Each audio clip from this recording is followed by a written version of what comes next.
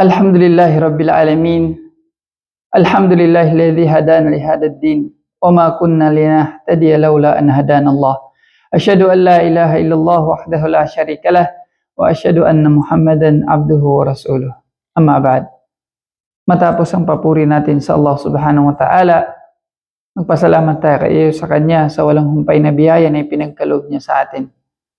Saksihan natin na walang ibang Panginoon na karapat-dapat sambahin maliban sa Kanya lamang, at gayon din saksihan natin na si Propeta Muhammad ay alipin at huling sugo ng Allah na ipinadala sa sangkatauhan upang maging gabay huwaran ng bawat isa nang makamit nila ang pagkalugod ng Allah sa mundong ito hanggang sa kabilang buhay.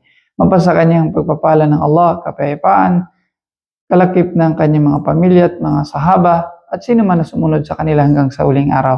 Mga kapatid sa pananampalatayang Islam, may tatlong bagay na napakahalaga na dapat nating malaman. At ito yung pinakasaligan o pundasyon ng akida ng pananampalataya ng Ahlus Sunnah wal Jamaah. Hindi lingid sa ating kaalaman na napakaraming mga tao ang nawala sa tamang landas. Gayon din sa mga yumakap ng pananampalatayang Islam, ang nagsasabuhay ng pananampalatayang Islam. Marami sa loob nito ang mga kapatiran na naligaw. Marami dito ang napunta sa pagsasagawa ng mga bid'ah nang dahil sa kakulangan sa tatlong bagay na ito na napakahalaga. Unang-una mga kapatid sa pananampalatayang Islam na saligan ng Ahlus Sunnah wal Jamaah para ang tao manatili sa katotohanan, manatili sa tama at maisabuhay niya ng tama ang pananampalatayang Islam. Unang-una, al-akhdhu bil kitabi was sunnah. Wal aqlu wasilatun li fahmil naql. Ang ibig sabihin nito, ang pinaka-pundasyon ng akida ng Ahlus Sunnah wal Jamaah nakabase sa Quran at nakabase sa sunnah as-sahiha ni Propeta Muhammad sallallahu alaihi wasallam. Ito yung pinaka-pundasyon. Quran at sunnah ni Propeta Muhammad sallallahu alaihi wasallam. At ang pangunawa sa bagay na ito ay susunod lamang sa Quran at ang sunnah. Hindi manguna ang ating pangunawa, kundi babase tayo sa kung anong sinabi ng Allah Subhanahu wa Ta'ala sa Quran at sinabi ni Propeta Muhammad sallallahu alaihi wasallam. Doon naka-stick ang Ahlus Sunnah wal Jamaah.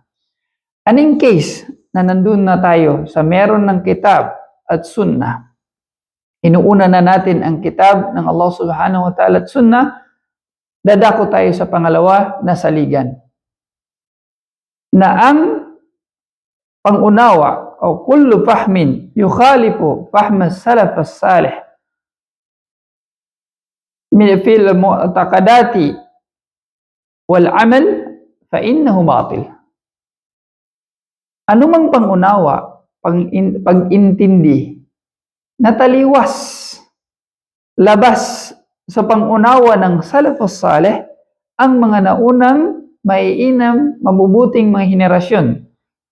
Ang khairul qurun, sabi ni Prophet Muhammad sallallahu alaihi wasallam, pinaka the best generation, yung mga sahaba, yung mga tabi'in. Sila yung pinaka the best generation. Sabi ng Rasul sallallahu alaihi wasallam, lahat ng pangunawa na taliwas sa kanilang pangunawa, na sila yung pinaka the best na umma ng Rasul sallallahu alaihi wasallam, maging ito man ay sa akida o sa mga gawaing ibada sa pananampalatayang Islam, kapag ito ay taliwas sa kanilang pangunawa, ito ay batil.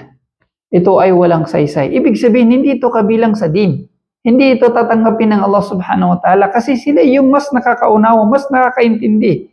Sila yung mas malapit sa Rasulullah sallallahu alaihi wasallam, namuhay kasama ng Rasul sallallahu alaihi wasallam. Sila yung mas malawak ang pangunawa, mas nakakaintindi sa salita ng Allah Subhanahu wa Ta'ala at salita ni Propeta Muhammad sallallahu alaihi wasallam, o sila yung mas nagsabuhay ng sunnah ni Prophet Muhammad sallallahu alaihi wasallam. Na kung kaya dapat ang pangunawa natin ay isang ayon sa pangunawa ng ating mga salaf as-salih. Hindi tayo higit na mas maalam sa kanila para gagawa tayo ng sarili nating pangunawa. Na kung kaya babase tayo sa kanilang understanding, pangunawa patungkol sa Quran at patungkol sa sunnah ni Prophet Muhammad sallallahu alaihi wasallam. Pangatlong bagay mga kapatid sa pananampalatayang Islam, saligan ng akida ng Ahlus Sunnah wal Jamaah, na la madkhala lil aql fil al-ghaib. Ibig sabihin ng pundasyon na ito, ng saligan na ito mga kapatid, na walang lugar ang ating kaisipan, ang ating pangunawa patungkol sa umur al-ghaibiyah, sa mga lihim na mga bagay, mga pananampalataya, pangunawa natin sa mga bagay-bagay na hindi natin nakikita.